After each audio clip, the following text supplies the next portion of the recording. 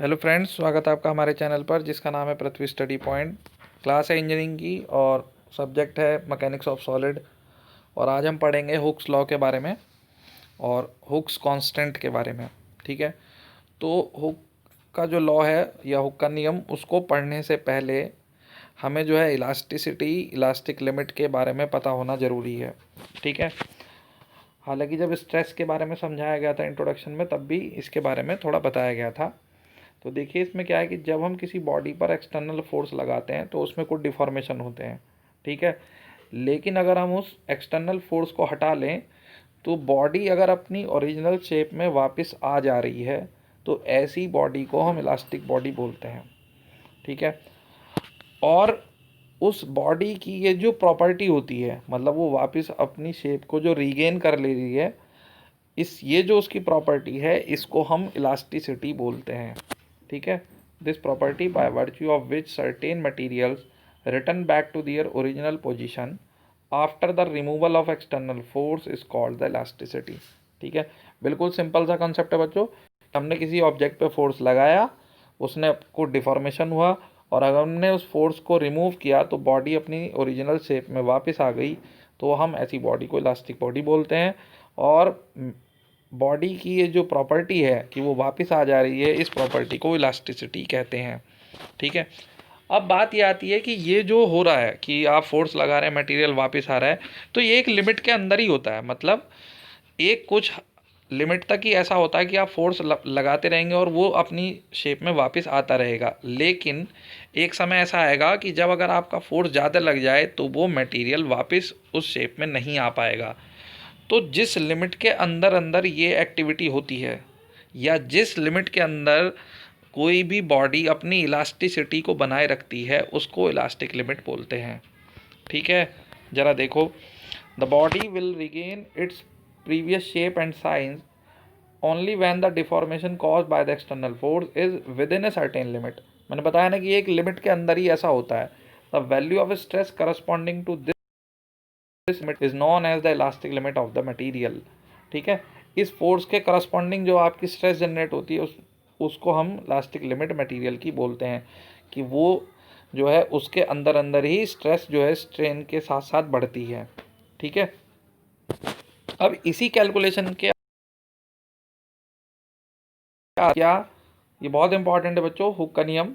Hook law state that when a material is loaded within elastic limit the stress is proportional to the strain produced by the stress.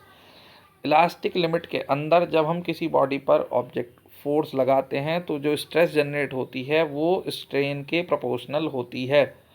ठीक है, ये hook का नियम है, बिल्कुल simple है। तो स्ट्रेस बच्चों देखो, सिग्मा प्रोपोर्शनल ई, और आपको पता है जब प्रोपोर्शनल का साइन हटेगा तो एक कांस्टेंट आ जाएगा। इस कांस्टेंट को हुक्स कांस्टेंट बोलते हैं या मॉडुलस ऑफ इलास्टिसिटी भी बोलते हैं। ठीक है बच्चों, उसके बाद there are three type of Hooke constant on the basic of the particular stress and the strain. अब हमने आपको टाइप ऑफ स्ट्रेस और टाइप ऑफ स्ट्रेन पढ़ा रखा है कि स्ट्रेस कितने तरीके की होती हैं, स्ट्रेन कौन कौन सी होती हैं।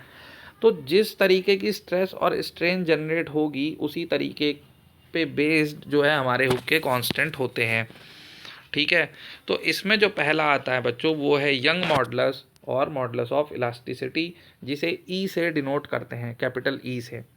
ठीक है, तो यहाँ पे क्या है कि टेंसाइल स्ट्रेस या कंप्रेसिव स्ट्रेस, ठीक है, टेंसाइल स्ट्रेस या कंप्रेसिव स्ट्रेस का रेशियो इनकी करस्पॉन्डिंग स्ट्रेन के साथ, करस्पॉन्डिंग स्ट्रेन मतलब अगर टेंसाइल स्ट्रेस है तो कैसी स्ट्रेन जनरेट होती है बच्चों, टेंसाइल स्ट्रेन जनरेट होती है। और अगर कंप्रेसिव स्ट्रेस है तो कंप्रेसिव स्ट्रेन जनरेट होती है।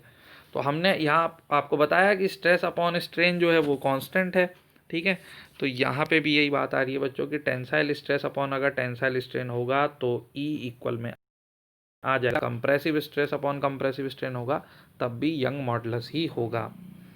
ठीक है, तो जिस तरीके की स्ट्रेस और स्ट्रेन जनरेट होंगी उसी के हिसाब से कांस्टेंट को कहा जाएगा। ठीक है, सेकंड है बच्चों मॉडुलस ऑफ रिजिडिटी या शियर मॉडुलस। इसको जो है बच्चों, इसके देखिए सिंबल ज़्यादा हैं, इसको सी से, जी से या एन से डिनोट करते हैं, लेकिन मोस्टली बुक में जी से डिनोट किया गया है। ठीक है, तो आप जी से याद रखें, लेकिन कुछ न्यूमेरिकल में सी से भी दे देते हैं, एन से बहुत कम यूज़ है।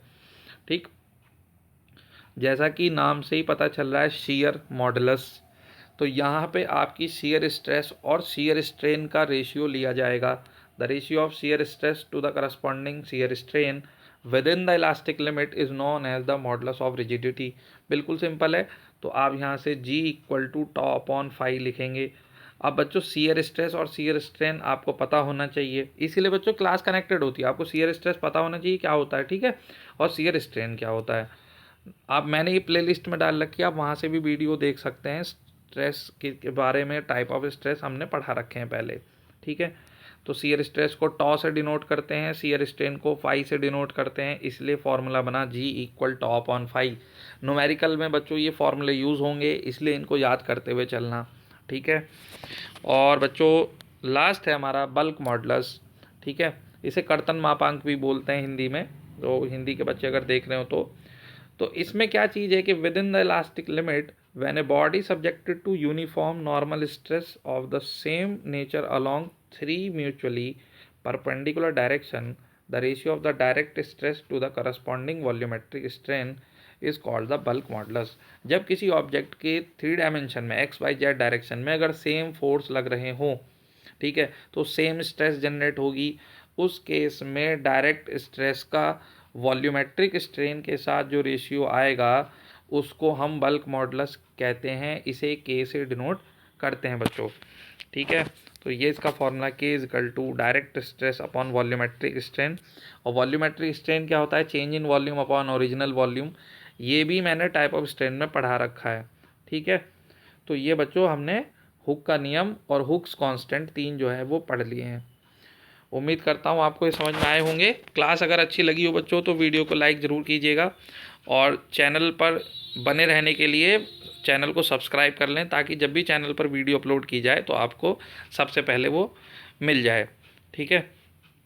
तो आज की क्लास को एंड करते हैं बच्चों, मिलेंगे नेक्स्ट क्लास में नई वीडियो के साथ। तब तक पढ़ते रहिए, खुश रहिए।